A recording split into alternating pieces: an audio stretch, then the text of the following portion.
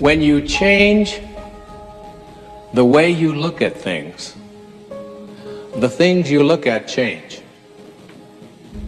Albert Einstein once observed that the most fundamental and major decision that you have to make in your life is this: do I live in a friendly or a hostile universe? Which is it? Is it a universe that is filled with hostility and anger and people wanting to hate each other and people wanting to kill each other? Is that what you see? Because when you see the world that way, that's exactly what you will create for yourself in your life. This is from great scientific minds. And the interesting thing is that this is not just a clever play on words, that when you change the way you look at things, the things you look at change. I'd like you to imagine the following scene. You're in your house. You've got your car keys in your hand. The lights go out. Power failure. You can't see a thing. You stumble around in your living room and you drop your keys. And you look around for a moment and you realize that you're never going to find them in the dark. But you look outside and you notice that the street lights are on. So in your mind, a light bulb goes off. I'm not going to sit around here in the dark and grope around looking for my keys when there's a light on outside. I'm going to go out here under the street light and I'm going to look for my keys. Why are you laughing? This makes a lot of sense. So you're out here and you're groping around and you're looking for your keys and you're looking and your neighbor comes along and says, "What happened, Wayne?" "Well, I dropped my keys." "Well, I'll help you look for them." And the two of us are now down here looking for our keys. And looking, finally he says to me, "Excuse me, but where did you drop your keys?"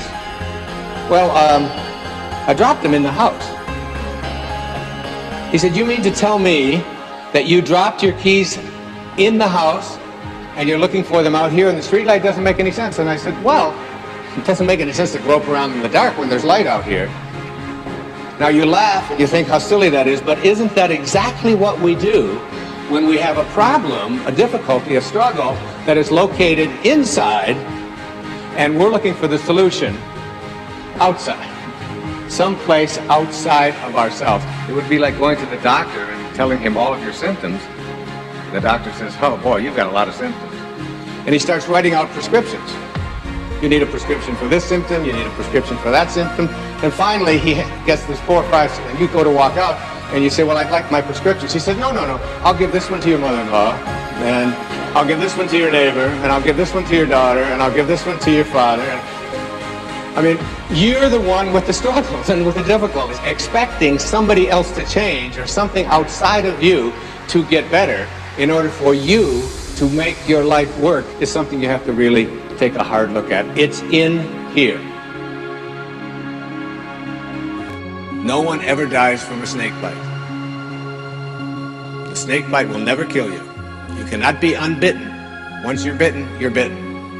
But it's the venom that continues to pour through your system after the bite that will end up destroying you. There are many ways to get the things that we want for ourselves in our lives. But basically, it all begins with how we choose to think. As you think, so shall you be.